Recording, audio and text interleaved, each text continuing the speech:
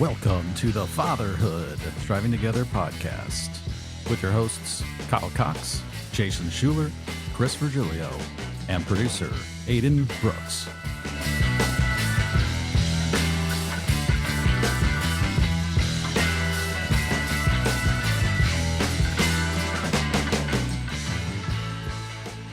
Welcome everyone to episode 2. This week we dive into the world of politics and particularly the American presidential elections taking place this November and the lead up to them. It's important to point out that at the time of this recording, President Joe Biden was still the presumed nominee, whereas so much has happened in so little time, and now Vice President Kamala Harris is the official Democrat nominee. My, how things change in this wild world of politics. Also, this episode marks the first appearance for producer Aiden Brooks, at least on microphone. Thanks again for joining us on Fatherhood Driving Together. I started asking about politics a couple years ago when we were going through all the COVID restrictions, and our state governor here required that kids wear masks to school. And so we're in North Carolina. The governor was at the time, and still is, Roy Cooper. And what was funny was my son Ethan was in 3rd grade that year when they had to wear masks exclusively, like the entire year. And it was a drag because, you know, they're bringing home these masks every day, and we're trying to wash them. And we've got all these ridiculous face masks. And it was one of those taglines in our house where everything that went wrong was, well, thanks a lot, Roy Cooper. You know, even with things that didn't make any sense, like we did it to be funny. Like, it's raining again today. Thanks a lot, Roy Cooper. You know, all Roy's fault. It's all his fault. And it's so easy in our circles too, to just feel like every political figure is either all good or all bad. And it's simply not true. Regardless of which side of the aisle you're on and who you voted for, there is no perfect candidate. There is no perfect party. There is no perfect system. And there is no clear-cut choice, of the two primary guys who are running for president this year, both of which have already been president. That's crazy in itself. There were things about both of them that it's like, I do not like this. Like, this is where I'm throwing my support. And then, the question comes then, well, if you can't support either person, do you vote for a third-party candidate? And I just feel like in our political climate, when we are so heavily on this side or that side, that it almost feels like a wasted vote to vote for someone other than the top two candidates, because a third party candidate's never received a lion's share of the vote. Mm-hmm. And so it's a question that I'm having with my son's 11. Kyle, you've got two 12-year-olds, and I feel like it's something that we're talking about, because these kids, believe it or not the next election, but the one after that, they're going to be voting. They're going to be voting for a president. Right. Yeah. And so they're not voting this time or the next time, but we're a couple terms away from them. Their vote matters. Their vote matters, and everybody's vote matters. And so I want my kids to think through politics through the filter of Scripture. And I think instead of we are going to vote Republican, or we are going to vote Democrat, or we're going to vote for Trump, we're going to vote for Biden, we're going to vote for RFK, we're going to vote for any of these guys, men or women that are running for political office, I think we have to put a higher priority on biblical principles and what Scripture says, as opposed to I'm just always going to vote Republican, or I'm just always going to vote Democrat. I think it's more important to align who we are with Scripture, and that is the outflow of our vote. I think the other thing, too, you just said is something that everybody's dealing with in politics. Well, Roy Cooper, to blame him. That kind of sums up, like, all politicians now, for lack of a better term, can become a meme. Right. Yeah. And so, but with that, the downfall is there's a lack of respect for potential leaders, politicians in our country. And I think for our kids, they can get easily just kind of, they get the joke and they can get sucked into that. But I think what can happen is when they get to be that voting age, like you said, Jason, you're like 2 votes away from them having a vote that matters. Are they going to really respect the people in those positions? And I think we have to try to do our best to help them maintain a level of respect despite the shortcomings of these guys, despite some of the just straight up stupidity that they say on the air now. Because I think that's the biggest thing, that politics have changed in such a quick amount of time that even where I grew up, it was a highly political place because of being right around the Washington, D.C. area. But there was still a kind of a honor and respect due to the other side of whatever you voted for. Now it's like everybody's just out there and they're all the butt of every joke. You know, they are continually critiqued. They kind of take shots at each other. And so now we lose respect for them. And it's just this never ending flow of, I mean, are these guys really leaders that we respect? And that's what the scriptures teach us, is to pray for our leadership, see them as God-given people. And yet I think it's really hard to see the authority that way when, you know, I'm just getting back to what I said. Like, my 6-year-old was like, is Donald Trump going to be at the Charlotte Motor Speedway this weekend? Not because he's interested in like his campaign numbers, because I think he thinks him as a funny guy. Like, he says angry things. He's got crazy slick back hair. He's got funny hand motions that are very easy to mimic and mock, and he's seen people do it. I don't know. It just becomes, there's no honor in it. Yeah. And I think that's what we got to teach our kids, is to honor whoever God does allow to take charge in our country as a leader. They've definitely become cartoon characters, really, I think, at this point. I mean, they're both memes in terms of at least the presidential candidates. So, Aiden, I would imagine that this is your first presidential election that you get to vote in, right? It is, yes. So, how does it feel? do you just vote by memes, basically? Who's got the better ones? Or I was a lot more excited a couple years ago to be voting in a presidential election than I am now. At this point, it's like, who cares? I don't feel good about voting for anyone. Aiden, how old are you? I'm 20. 20 years old. So producer Aiden, first election. And like you said, Jason, you have 2 options, essentially. And both your options have already been president once. Yes. And you don't care. It doesn't matter. You're not excited. I'm not excited. Yeah. I pretty much dread it, because I'm either going to have to vote for one or the other, or a third party, and not feel good about any of it, or I cannot vote and feel bad about that too. Are you Gen Z officially? I think so. Yeah. So I'm a millennial. Kyle, you're a millennial. Chris, I'm on the fringe. You're like an elder millennial. Yeah. So I feel like, Aiden, your generation, the Gen Z generation, I think a lot of you guys feel that way.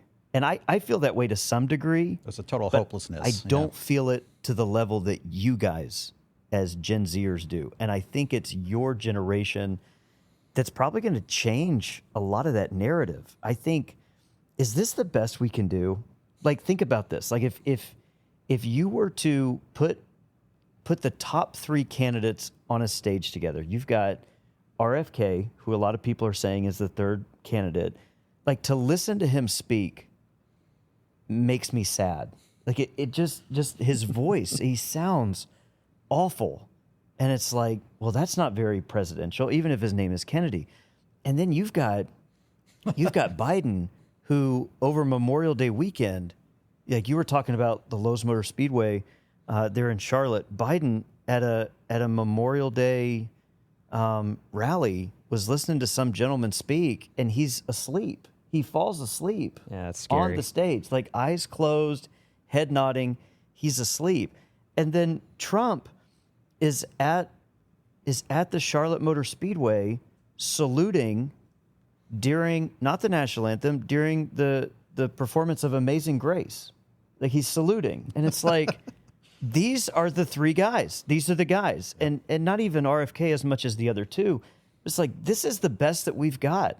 Like, these guys are going to be, like, if either one of them that wins, they're going to be a president in their 80s.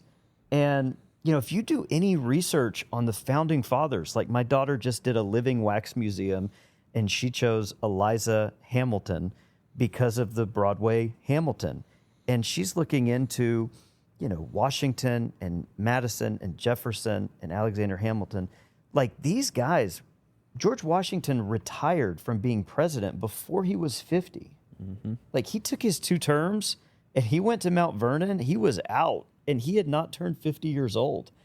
And Alexander Hamilton and Aaron Burr were in their 20s. And I just feel like for you to say that, Aiden, that has to be indicative of how your generation feels. And with this being one of the larger generations that we've seen since millennials who are all about change, with baby boomers dying off, I just feel like between our generation and yours, we've got to figure out something better than what we've got.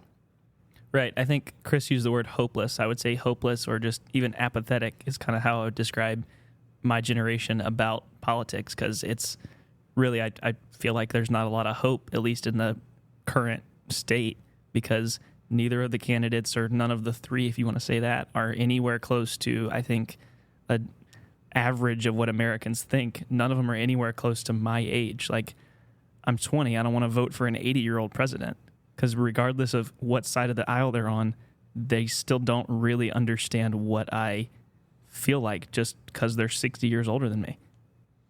Well, and what they determine they're going to do it could have a really short-term impact, right? And you're thinking, I've got 60 more years, hopefully, on this planet as an American. You maybe have 10 to 15 tops. So what you're doing are short-term gains. How are they really? Are you really thinking in my best interest long term? I mean, I think that is very true. Here's the other thing that makes me wonder is, are we getting to a point now where there is such a level of distrust of our government that people don't feel the necessity, or even, like, I'll just throw it out there. I mean, whether you believe this or not, like, people think that the last election got stolen, or some people think that this election is going to be rigged in some way. Does that permeate through to people's thinking, where people start to think, well, what does it even matter if I vote third party? That's a throwaway vote. Even if I vote one of the 2 main candidates, at the end of the day, there's a ruling class that's just going to... Are we just headed towards a precipice almost, where people are just not going to care? And is this the end of, like, the democratic experiment? That's a really heavy question that probably none of us are, like, capable of answering. But don't you kind of see, like, the writing is kind of on the wall? Like, again, I'm just going to turn to Aiden because he's the youngest person in the room for a second. Do you feel you have an obligation to vote? I think I feel like I have a social obligation to vote, like a cultural obligation. Personally, I don't feel like my vote would do much either way. And that right there kind of sums it all up, because haven't we all been told? Battleground state. Haven't we all been? Yeah, we're a battleground state. Haven't we all been told that, like, every vote matters, and you're part of? It's the people's government, right? But if the people start to say it doesn't really matter, then, man, we've turned a corner now all of a sudden in how our political system works. And I'm not saying everybody's thinking that way, but I do hear that a lot. I hear a lot of people who are just apathetic and say, I'm dissatisfied with the candidates, I'm apathetic towards it, and so now where are we headed? And, you know, as a parent, that makes me kind of just fearful for my kids. I want them to have a stability, because the other side of that is going to be chaos and instability, and it's going to be essentially a ruling class that just determines everything, and that's not what we wanted our kids to grow up in or have to experience. But it could be the way that we're headed 20, 30 years down the road. So Aiden, backtrack 8 years. How aware 8 years ago were you of the pending presidential election between Hillary Clinton and Donald Trump? I was pretty aware. I think at that point I was kind of, it was exciting. I don't know if it was because I was not, like, I didn't have a personal involvement in it, or because it was just so built up. But I would say, I would think for a lot of people my age, that was kind of the last one where we felt like, okay, there was maybe a little bit of hope either way, whichever candidate you thought was going to win. And then obviously after that, when the whole stolen election and then, you know, riots and all that happened, I think that kind of crumbled basically all the hope I had left in the political system. Now for you guys, when you were 12 years old, obviously it's a little hard to remember exactly, but how aware do you think you were of presidential elections and things like that? So we were 12. That would have been 1999. Okay, 1999. That means... I remember... so that would have been Clinton. I think for all of us that would have been Clinton was Tail end of Clinton. Yeah. Clinton was in office. George W. Bush. For me, I guess it would be The more newspaper said Al his first Gore term. won, right? Correct. 2000. That's not the first time we've had a disputed election, by the way. Yeah, the hanging Chad. I remember yeah. that. In Florida. I remember Al Gore in Florida. I think that compared to what we have now in terms of like contested elections and people saying they're rigged and everything, But even it's not even close. But it doesn't even touch with the 10-foot pole because it was so civil. Like there was disagreement, and people were angry about the hanging chads, but there wasn't like a riot. There wasn't a potential for people to like storm a government building. There wasn't any. There was. I lived in D.C. at the time, or around D.C. There was never any threat where anybody ever felt like, oh, something's about to go down. Right. Nobody felt that way. Nobody was so angry that you were just afraid this country's going to blow up. It was just transition of power. We went from 2 terms of a Democratic president to a now Republican president. And I think you're right, Aiden. Like even in 2016, I think there was something to it. I think it did change. It did change a little bit because you had for the first time, Donald Trump was not a statesman type of politician. He was kind of this businessman going rogue, upsetting the system, and I think people liked that. And then you had Hillary, who's kind of an establishment, because of her last name and all the things she had been through. So I think there was something unique about that. But ever since then, it's been, can I just say it's been a dumpster fire? Is that okay to say that? I think you're going to see more of that in the future elections. Like, for instance, Vivek Ramaswamy made a huge run this year. And again, like Trump, not a traditional politician. And so when you think about it, I just did a quick little deep dive. Biden right now, as we record this, is 81 years old. Trump is 77. So you're looking at a term where should Biden win the election, 4 years from now would be 85 years old. Trump 4 years from now would be 81 years old. Listen to these ages. On July 4th, 1776, George Washington, our first president, was 44 years old. John Adams was 40. Thomas Jefferson was 33. James Madison was 25. James Monroe, our 5th president, was 18. Aaron Burr was 20. Alexander Hamilton was 21. Wow.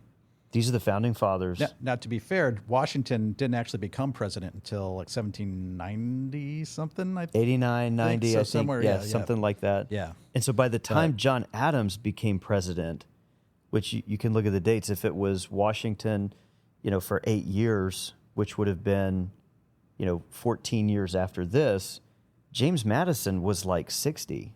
And he was old. Like everyone talked about how old he was. Like to replace Washington, do we really want him? Because Washington was the leader of the country on July 4th in 1776. He was the clear-cut commander-in-chief and leader, and he's 44. And there were questions about John Adams. If you read Dave McCullough's biography of him, there were questions of him, age really being an issue. Yep. And I think he would have been like late 50s, early 60s. So we have an age minimum to run for president. And I'm just wondering if maybe it's time to look at a maximum.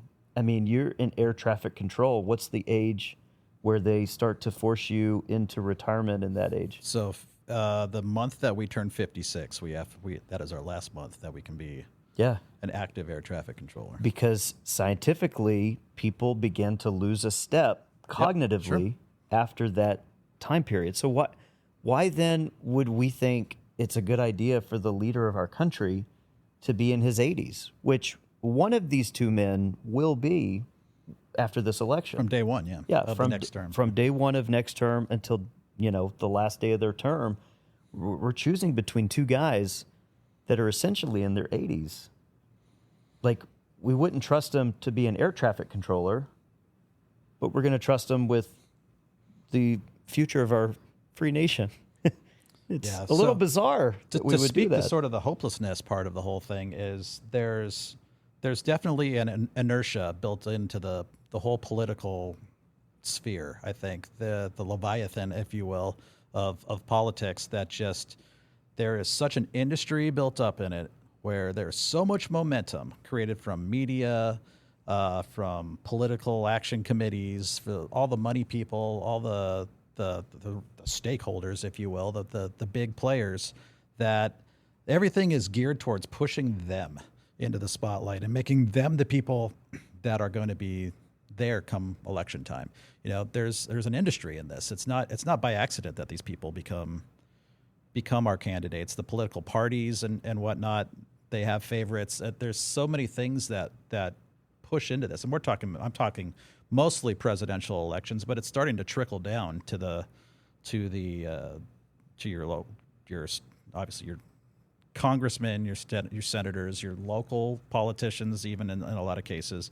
We're starting to see, like in Texas, there's been a couple of huge, like Beto O'Rourke elections where they're pumping tens of millions of dollars into these things where you would not have seen that level of money in those kind of elections before. And I think he's run for everything under the sun pretty much at this point. But it seems like there's a lot of people who are interested in seeing certain people get into certain positions, and it really has an air of inevitability to it, if you ask me. So from a Christian's perspective, it's really hard to. Aiden was saying, I think we've all sort of said it to one degree or another. It's really hard to see any sort of principle that you can really get behind in any of this, because obviously, first of all, we're talking about human beings. Not a single one of them is perfect in terms of the representatives that we have, the choices, even the if there's some sort of referendum, a measure or something like that, whatever we call them in North Carolina, propositions and I think that's what we call them in California. But anything that's a direct vote, even, nothing is going to be perfect. Nothing is going to make every single person happy. Nothing's going to make every Christian happy, every non-Christian, every Muslim, every whatever. You know, there's nothing that is one size fits all a good policy across the board. And I think that I don't blame someone for Aiden, and we're using you as the representative for like your entire like generation. Don't mess it up. Unfortunately, It's okay. I'm okay with that. Yeah, we could probably do a lot worse, I'm sure. So it's really, I don't blame him for feeling that way, and I don't blame everybody who's just starting to pay attention or just becoming aware of what's going on politically for thinking it's a complete utter joke, because it has gone nowhere but down in that direction ever since we were kids, I would say. Yeah. Well, and if you're just trying to circle back to what we were talking about at the beginning with our children, you think back, like, when we were kids, you'd have the one person in your class who would be kind of a natural born leader, and they'd be like, one day I want to be the president of the United States of America, right? And that it was something they actually aspired to. It was kind of seen as as a cool destination, as a job.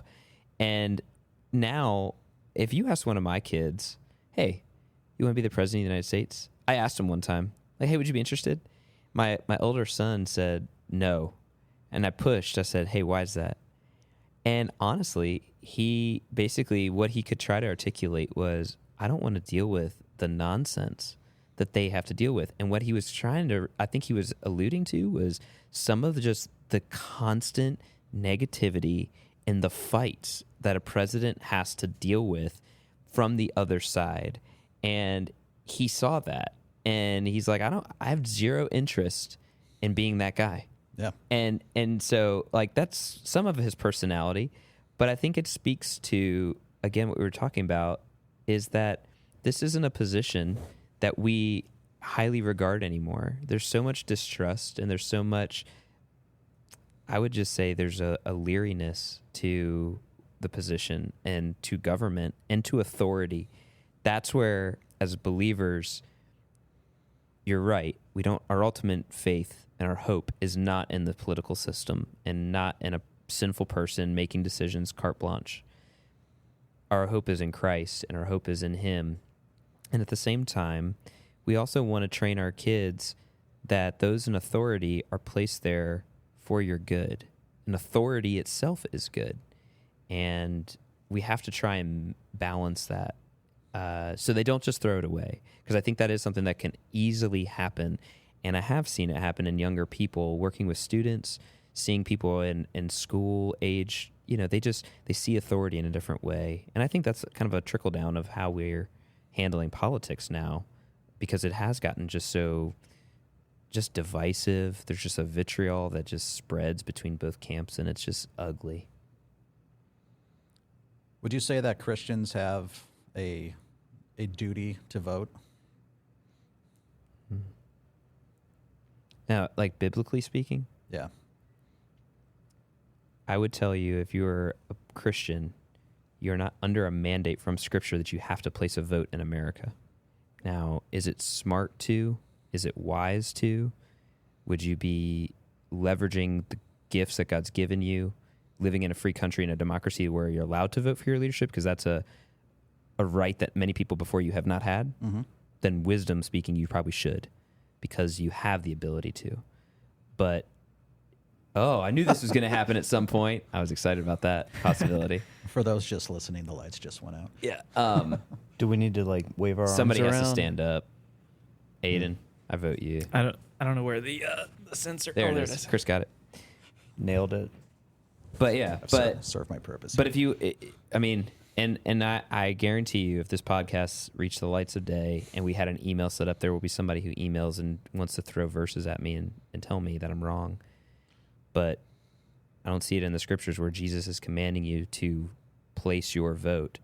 And if it violated your conscience to vote for one of those candidates, I would, if somebody sat in my office as a pastor and was asking for counsel, I'd say, if it violates your conscience, you've prayed about it, you can't do it in good conscience, I'm not going to force you to. That'd be my answer. Well, in Jesus' day, there was no vote. Yeah. Like you didn't, they would have loved the privilege Right. to vote. oh, yeah. But I agree with you. I don't think there's a clear command for Scripture to vote. But if you don't vote, you have zero right to complain about the outcome of an election.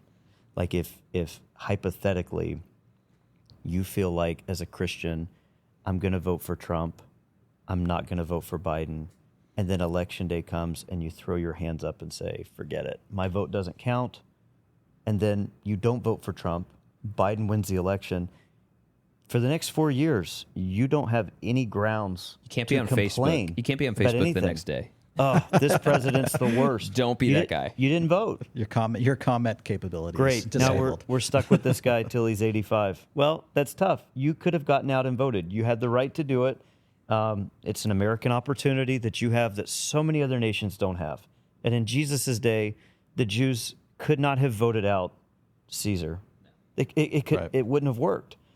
And so, do you have to vote? No, I mean, you don't have to. But you do have to keep your mouth shut if you decide not to and you're displeased with the outcome, because you could have had the opportunity to affect change, and you chose not to. Yeah, I think that's the wisdom part of it. You as a believer have to utilize the wisdom and knowing you have the ability to be a part of something and part of the system, whether or not the system's perfect, whether or not the system's broken, but you have the ability to take part in it. So you have to try to do what you can.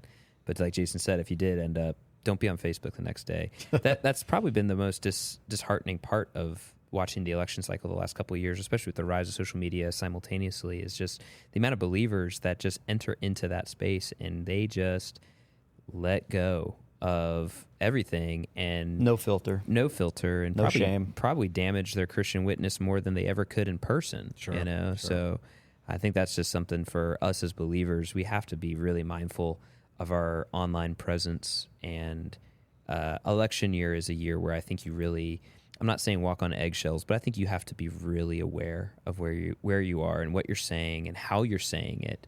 That matters. It does. Yeah. And especially when it's just in words on a screen that can be snipped, pulled out of context, and shaped in however the hearer or the reader wants to see them. I think you just really have to be wise as a believer in how you do that.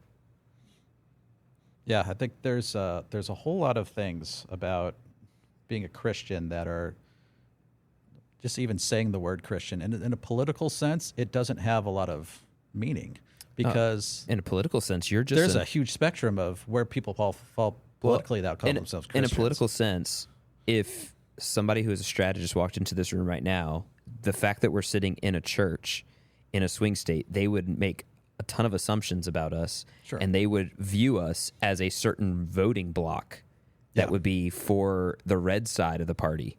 That would just be an immediate. They would just see us as a voting block. We're a demographic Yep. to be won over. We're not we're not what our faith. We're not defined by our faith or our beliefs. We're defined by our voting record in their mind. Yeah, well, yeah. I mean, I think that's a lot about how the strategy of a campaign works. I think you start calculating in terms of I can get this block. This is this many people. This is this block. It's all about these demographic groups and how many of them voted last election. How many do we think are going to vote this election? How many voted for me or for this side? How many voted for that side?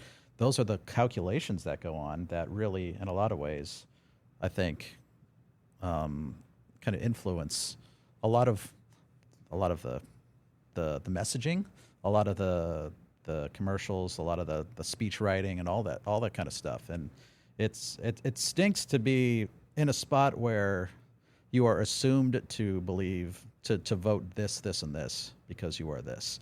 And I think even there are a lot of people who probably don't want to be associated with people who would vote that way. So it's not a homogeneous block by any means. Mm-hmm. And so I don't know that the word Christian in political terms has quite the meaning that maybe it used to. So I think that moving forward, we'll talk kind of about the familial part of the politics. We all have families. We all have at least one other voter in our households, right? So what do you think in terms of how a household votes, in terms of what does that mean in terms of our faith, biblically speaking? I wanted to take it in a little bit of a direction here with this part of it, or talk more about the actual family block in terms of, is that something that you and your wives have conversations about? Do you try to a lot of people do this different. A lot of people do. We're two individuals. We will vote however we want to vote. Yeah, I know families like that. Yeah, and I know families where a husband and wife will have different views, and they will vote differently, and they don't talk about it. Like, they don't discuss it because they don't have a difference of opinion. Yeah, there's no sense in fighting over it. I'll tell you this quick story. So my wife's family, when we go to see them for Christmas every other year, and this was a couple years ago, we were all together, and this was I want to say it was like a Thanksgiving or something. It was right after an election, and it was one of those conversations where we're in the car before, and it's like, we're not going to talk about this. We're not going to bring it up. We're not going to ruffle any feathers. We're with family. It's the holidays. There's no reason for this. And one of the kids the kids were doing some kind of competition, like they were building something or drawing something. I don't remember. But we'd been there a few hours, and all these kids were together, and they were making stuff, and they were trying to see whose was the best. And so they were taking votes on this and that. And my mother-in-law, who is like one of the least controversial people I've ever known, comes into a room where all of us of varying political views says, "Did you guys vote?" And we're sitting around thinking, she's definitely talking about the election. You know, this election turned out really well for some in the group and not so well for the others. And everybody just kind of freezes and looks at her, and she's like, "Did you vote?" And we're like, I'm looking at my wife like, we're not talking about this, right? Like, are we doing this? Are we talking about this? And she says, "Did you vote? The kids are having a competition. We can't determine the winner unless everyone votes." And we're like, we voted. That was it. And it's just, it's tense because you got people in the room who vote Republican blindly, and you've got people in the room who vote Democrat blindly. And, you know, Jesus could run for the Republicans, and the Democrats would not vote for him. And vice versa. Jesus could run for the Democrats, and a Republican would be like, I don't know about this Jesus guy anymore. It's crazy, but my wife and I, we talk about it, and to my knowledge, we've always landed on the same candidate because we are aligned with the views that candidate most clearly represents. But do know of families, husbands and wives, that are split on where their allegiance lies and the views that are most important to them. Yeah. I mean, I think my wife and I hit the same mark eventually. We may disagree on different ways, but I think when it comes to the final spot, the landing, is we land on the same things. I think we both disagree with other people. I think what Jason just said, like voting blindly. I think we both want to be informed. I think we just want to have an open mind to, not just voting just because this is how everybody else is doing it or what the expectation of other people might be. But we want to vote according to Scripture. And I think the big thing is, like, we don't politics never really dominates the conversation in our home.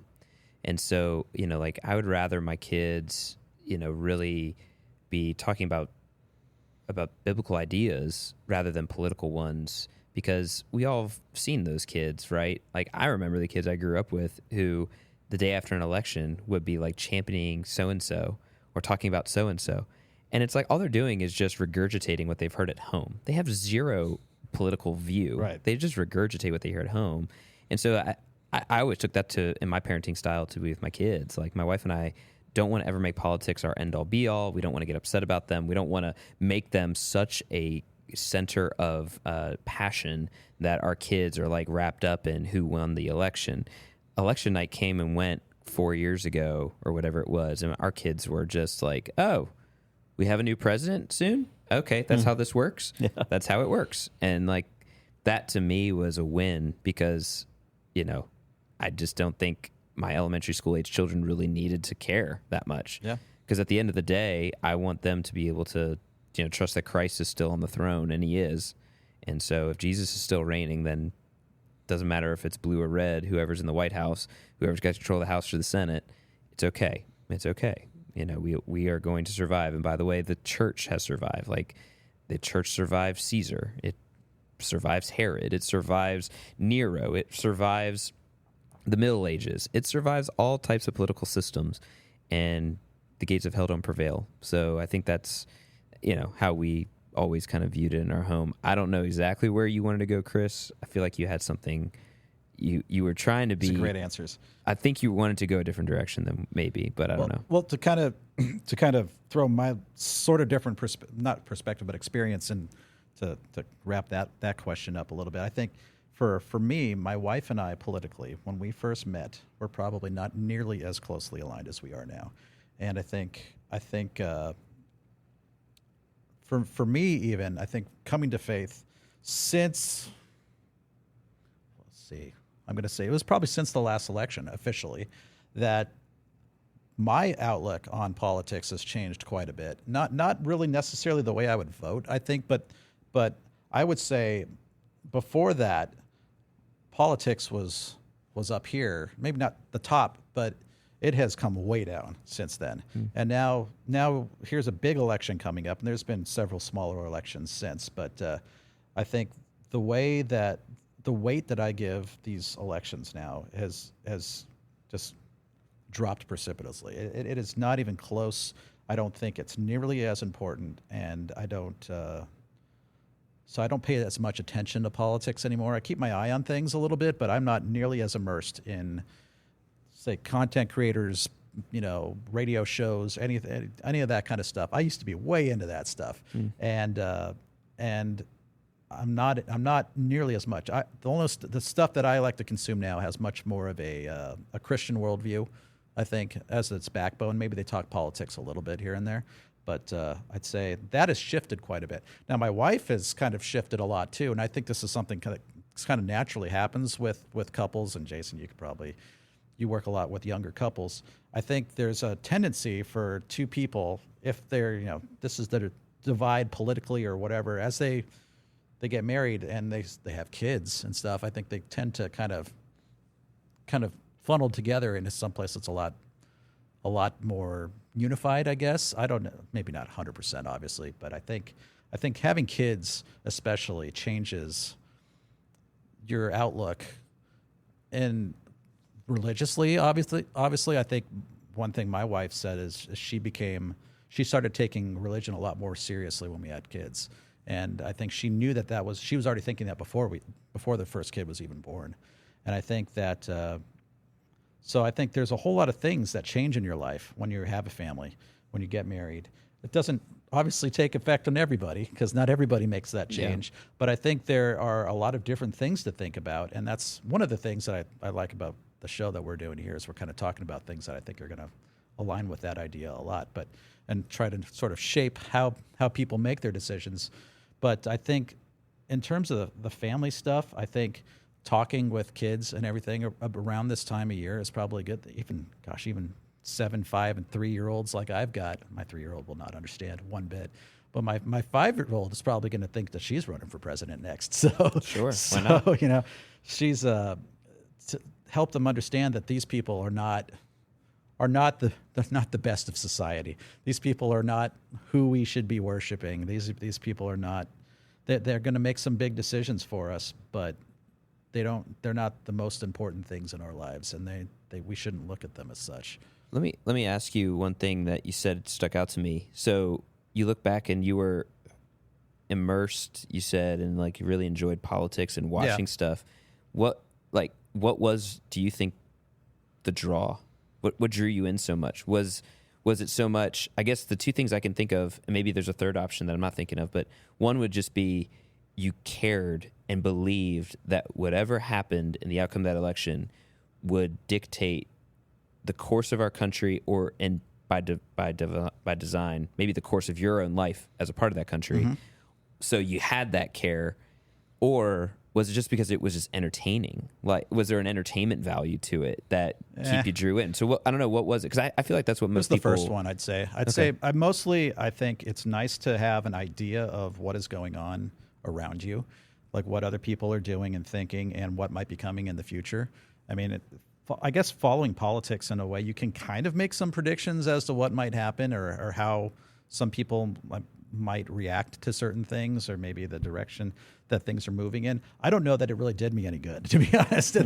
It probably actually, if anything, brought me to Christ more. It was probably more of a driving factor in that than anything else, just because some of the people I was listening to were starting to talk about Christ and religion and stuff like that. So there was like a sprinkling in, like they mentioned it a little bit. And so it gets you kind of thinking, well, maybe I should try to figure out a little bit more about that. And I think, I don't think that is probably most people who are not believers will not listen to political content or look at that and get that out of it. I don't know what it was special about me. I'm weird like that, I guess. But, I wouldn't say it was entertaining. There are some individuals, political commentators, who are, one of them is not alive anymore, but people who were entertaining to listen to, and they were huge. They're these bigger than life people who, even when they're gone, they still have lasting effects. But in the long run, I don't know. Did it really do any good? I don't feel like. I don't know that being all that immersed in the political stuff really makes me feel better now. Because it's just a weird race, and it's getting so engrossed in something. I guess it's kind of, in a way, you can liken it to being really, really deep into sports, and to knowing all about the minutia. I mean, there's certain sports that we love, and we like to think we know a lot more about that than some other things, right? I think we can all three of us can probably say that. But I don't know that politics is really as healthy to get that kind of deep level into. Yeah, I can see that. I think as it relates to couples, I feel like the longer you're married, like the longer you're with someone, the longer you're together, the more closely you have to align on certain issues, or else the relationship suffers. Like, for instance, if you're running two lines that are perfectly parallel, and they're staying the same distance apart, that works for a period of time. But generally, when you're together for a long period of time, they start to line more closely to one another, like in how you raise kids and how important religion is going to be. Because if they start spreading and getting further apart, the relationship suffers. And so I feel like what I've seen with couples is everybody has a different experience, everybody has a different background, and you either want to parent like your parents did, or you definitely want to parent the opposite of what they did. And everybody comes into a relationship for parenting kids with a different paradigm of what they think is going to work best in their family. And mine and my wife's are different, but they're similar enough to where we don't constantly fight about it. Right. And we've been together long enough to where she knows how I'm going to respond to something. And there's a tone that she can use with our kids that when she gets to that tone, I know, okay, this is my turn to step in and let the kids know that mom and dad are on the same team with this, and you're going to be fighting with both of us. For instance, classic example, which my kids do to us all the time, is they will ask mom for something and she says no. And I'm upstairs or in another room and I hear her say no. And within moments, that same child has come to ask me for the exact same thing in hopes that I'll say yes, because then mom and dad don't have a problem with the kid anymore. Now mom and dad have a problem with each other. Yeah. And they've wedged themselves in the middle. And so I see my kids do that, and they're so manipulative. And it's funny because I see my 4-year-old do it, and it's kind of cute and comical. But then when I see my 9-year-old do it, it's like, okay, you know better. You're manipulating me. Yeah. When I see my 11-year-old do it, it's like, okay, let's have a conversation. I'm on to you, buddy. Yeah, it's I'm like on to you. it's cute when they're toddlers, and it's not cute when they're teens. Nope. And the older they get, the more they should know better. But I think the same is true as it relates to politics with a husband and wife that may not align exactly together. I think the longer you're married, the longer you're together, then the closer your interests align with one another, because that's just showing you growing in relationship with each other. And as you try to become more like Christ and your spouse tries to become more like Christ, you value the same types of things. So back to the political scene, this is something that I'm stealing from an interview on a podcast I heard when Carrie Nieuwhof interviewed Tim Keller years ago. And Keller was so unique because he was so theological and he was so biblical, but by the same token, he was pastoring in New York City, which was heavy Democrat country, very political. And so one of the things that Keller said is he said there are 4 political issues that Jesus addressed. And you could take 2 of these and swear that Jesus would have been a Republican. Mm-hmm. And you can take the other 2 and swear that Jesus would have been a Democrat. And the 4 issues are these, and they were true in Jesus's day, and they're true today. And the first 2 are the Republican points. And if you're watching us, our lights have gone out again. Aiden, it's your turn thank you. So here are the first 2 is the issue was pro-life, and the second was the issue of marriage and sexuality. And if you take Jesus' standpoint on those 2 issues, you'd swear Jesus was a Republican, because a lot of people talk about the fact that Jesus didn't condemn homosexuality, but he didn't have to because he affirmed marriage. I mean, he said in the Gospels that it was for this cause that a man leaves his father and mother and is joined to his wife. I mean, he affirmed traditional marriage in the gospel. So he didn't have to go rogue like Paul did in Romans 1. Jesus didn't have to do that. He affirmed what God said about marriage in the very beginning. So Jesus would have been pro-life. Jesus would have had a traditional a traditional view of marriage and sexuality. And so those are the 2 issues that Jesus would have capitalized on, that Republicans would say, amen, that's our guy. Right. And then the other 2 issues that Jesus was big on was racial issues and racial divides. Well, that's a Democratic issue. And Jesus also wanted to take care of the poor and the marginalized.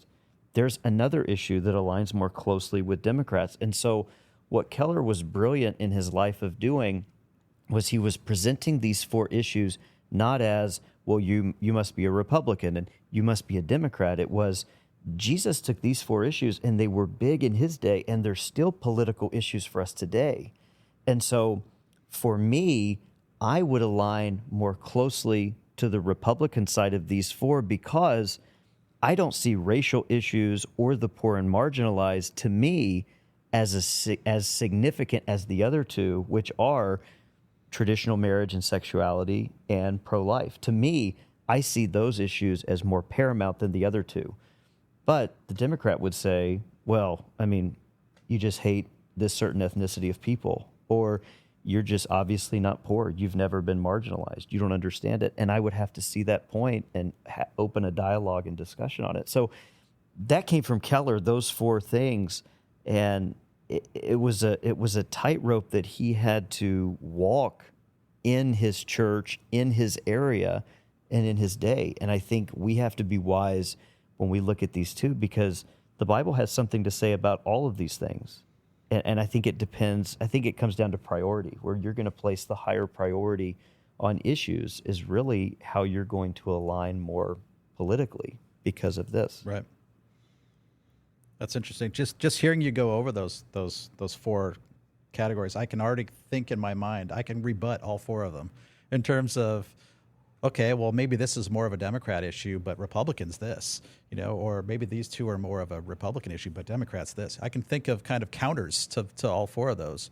But I think by and large, you're right. Those four would kind of fall the way they do. Yeah, and there are outliers for every person, every position, and every experience. But I mean, when you break down those four and you resort to Scripture for each of them, the Bible had something to say about each of them. Right. I mean, when you think about James 1:27, that pure religion and undefiled is to visit the fatherless and the orphans and the widows, it's like, okay, well, Jesus did care about the poor and marginalized. Jesus did see race as an issue because the New Testament, even Paul's writings, are pretty clear. But he had an issue on pro-life. He had a stance on marriage and sexuality as well. And so, it's easy. It's interesting to see that in our culture today, we still break up into factions as to what we feel like the most important issue is. Mm-hmm. And when it comes down to it, we're not particularly, I think in our generation, Aiden, you could speak differently of Gen Z, but we're not so much in love with either candidate or either party so that we would sell our souls for this person or this party to be back in power. It's like, what do these people stand for? How does it align with Scripture? Is there a day when someone who has voted Republican their entire life could vote Democrat based on the issues? I think there is. I think that we're seeing a clear differentiation on, I'm no longer going to vote for this party only or this candidate only. I'm going to vote according to issues. And I think you could see a more diverse group of candidates coming up in future elections. What do you think, Gen Z guy? I think that's true. I think a lot of just sitting here thinking about my own opinion, a lot of it, obviously the specific issues like we're talking about are very important. And I would say that's kind of the paramount thing for me. But then a lot of the times, even if I have a candidate that I agree with some of their positions and some of them not, it usually comes down almost more to the personality, I think, for a lot of us younger people. So it's like, I can't vote for X candidate because they are a really flawed, imperfect person, which I guess it's important to realize that we're all flawed, imperfect people, and we can't expect a politician to be a perfect person. But it's just hard for a lot of us, myself included, to see someone who is not more imperfect, but I guess you could say more publicly and almost purposely trying to show that they're doing wrong. Right? Like the politicians we have today don't seem to be putting in a lot of effort to be liked, I guess, is what I would settle on. Like Donald Trump especially, I think that was one of the big reasons he was elected, because he didn't care what people thought. He was going to say his mind, and he was just going to do it no matter what people said about him on the news. And now Joe Biden, I think he cares a little bit more, but still I think he's getting to the point, part of it may be his age, that he's just going to kind of do his thing regardless of what people say. Yeah, I think in terms of picking, the real choice, I think, comes more in the primaries for these things than it does for the general election, obviously, because it becomes so binary. Like we kind of started off saying, I think you have two choices basically, right? And if you really want to get kind of nerdy about the whole thing, it's kind of like it's like a 2-point swing, right? It's a +1 for one candidate if you vote for them, and it's a -1 for the other candidate, essentially. If you don't vote at all, then it's a 0, right? So it's kind of there's a 2-point swing involved if you do decide to vote. And I think that's why the third parties and stuff like that are generally not all that popular. It's because like that's a -1 for the other side, one way or the other. And so you are affecting the election, the binary choice by voting for somebody else, which is kind of a weird way to think about it.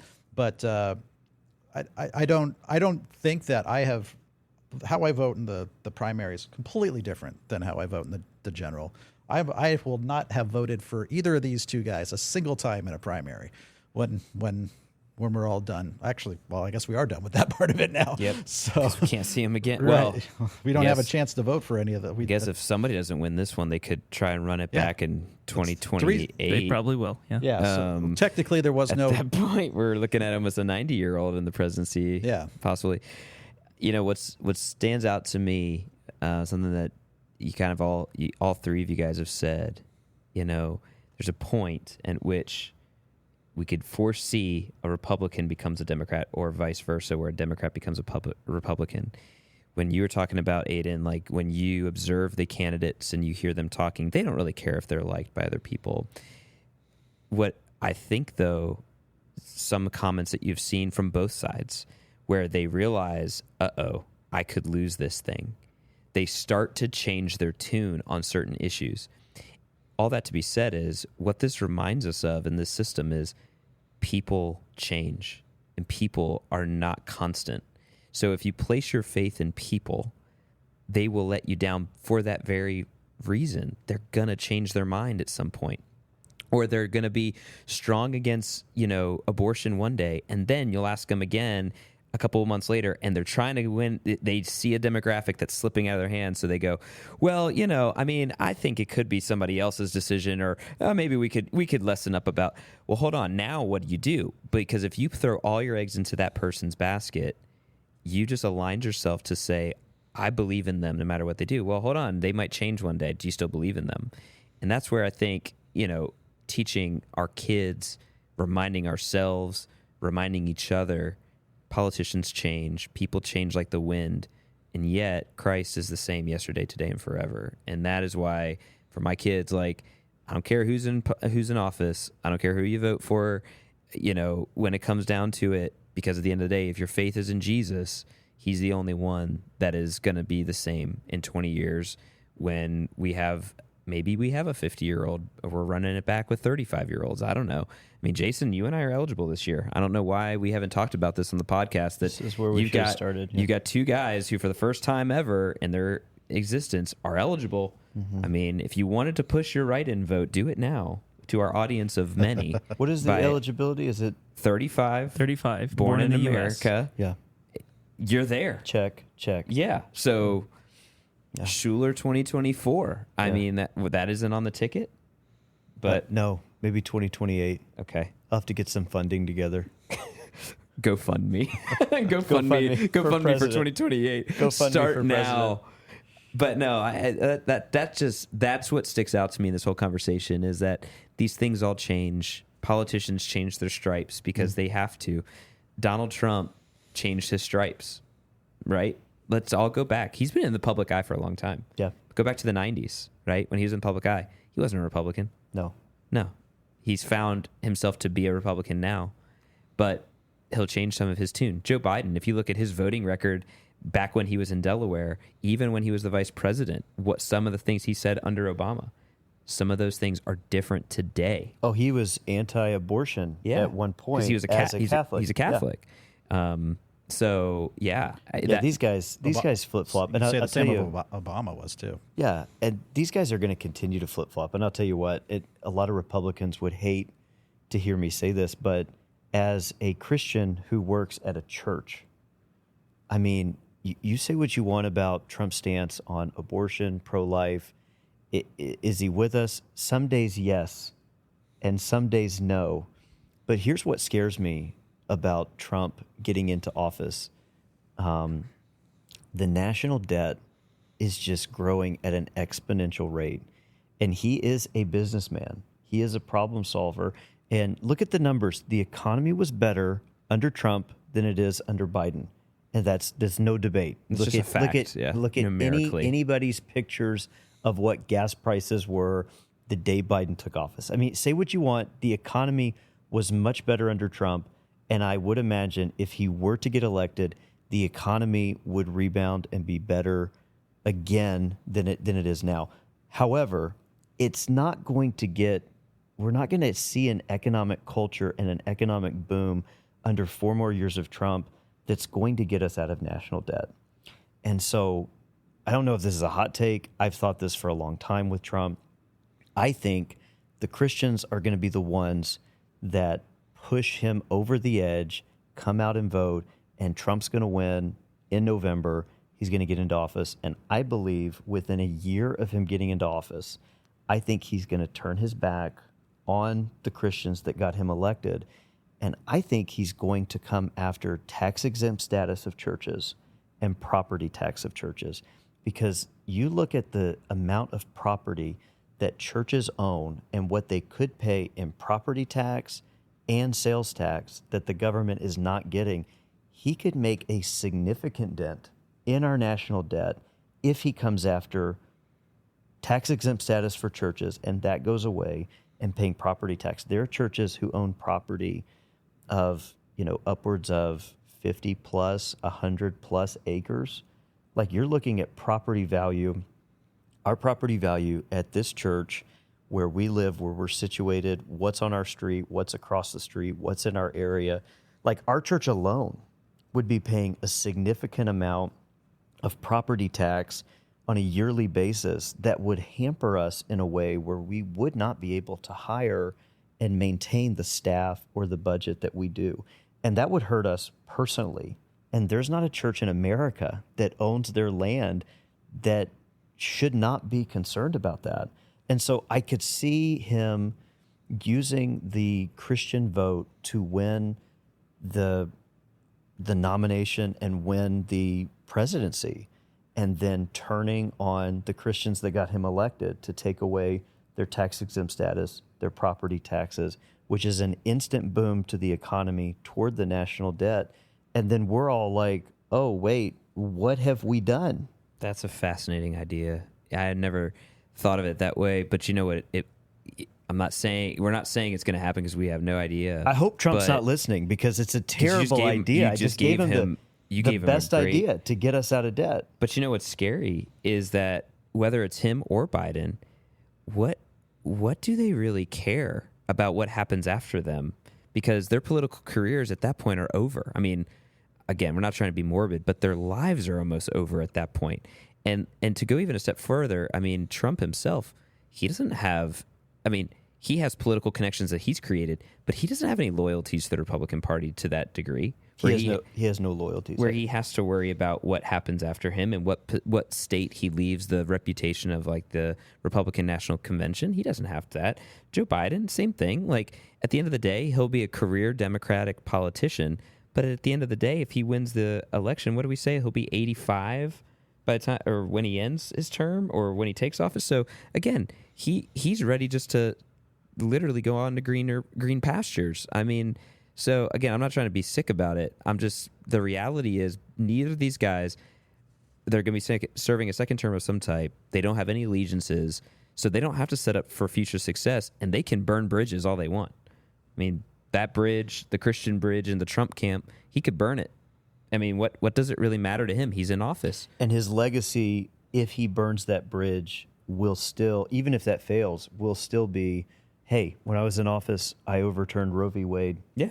Which was in place since the 70s. Yeah, and if he's successful, he will be known as the president who overturned Roe v. Wade, who rebounded the economy after a Biden administration meltdown, and who put a significant dent in our national debt. I mean, we've had national debt forever. And if Trump comes in with something like that and pulls it off, like you're right, he has no allegiance to Christians or states or party or whatever. But his thing is ego, for better or for worse. It's ego, and for him, it's legacy. And you look at what he would hang his hat on after a second term as president, where he pulled something like that decreased our national debt from however many trillion to like put us in the billions. Like, could you imagine if he were to pull something like that off? Like that's legacy, and that he will burn all of the bridges. It's fascinating in order to make that happen. Yeah, and that's why this whole thing is I don't know. It's a fascinating thing to watch, because we just don't know what all this is going to entail, and who who's really going to make a decision one way or the other. I don't know. I honestly think today, where we sit months away from the election, it's honestly I don't have zero confidence one way or the other. I think I could make an argument for one winning, and I could make a strong argument for the other winning, and flip a coin, and there would be that's where we're at.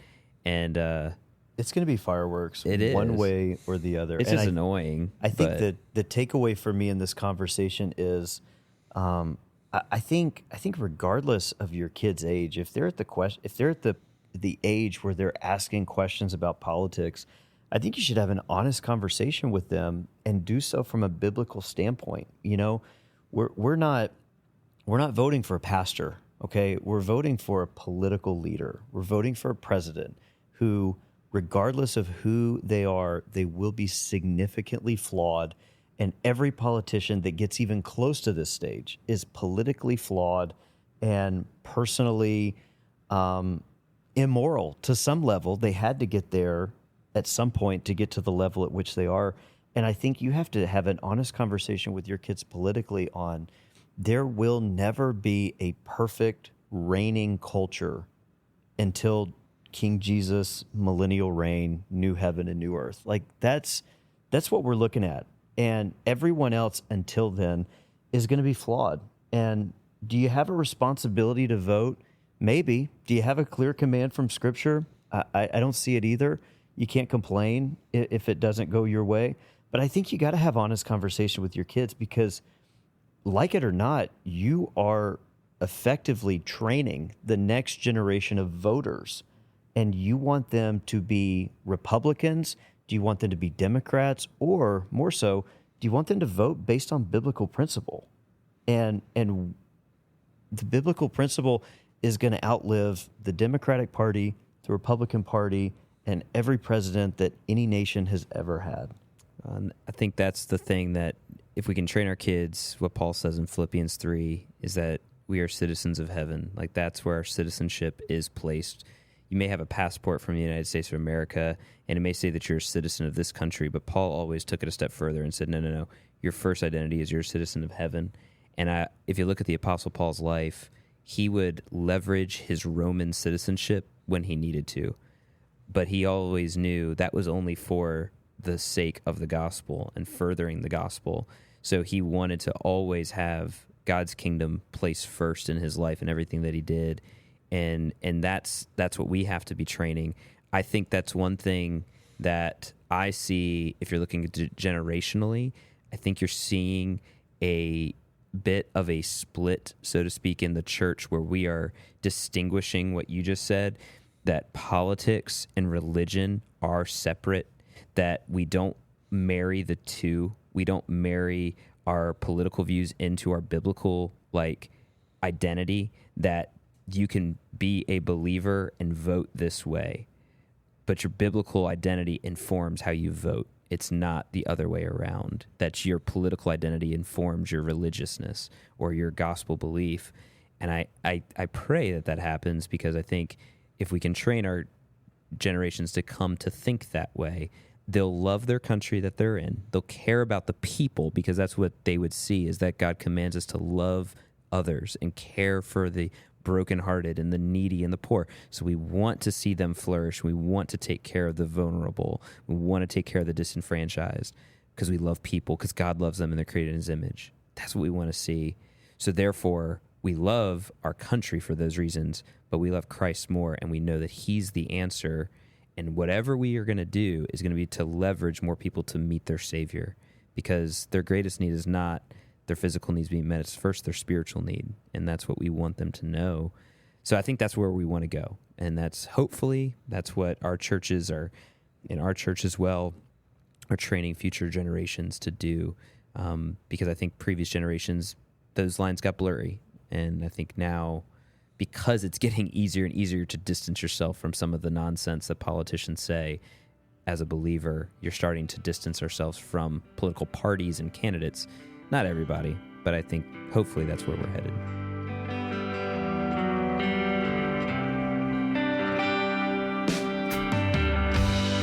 Thanks for listening to the Fatherhood Driving Together podcast.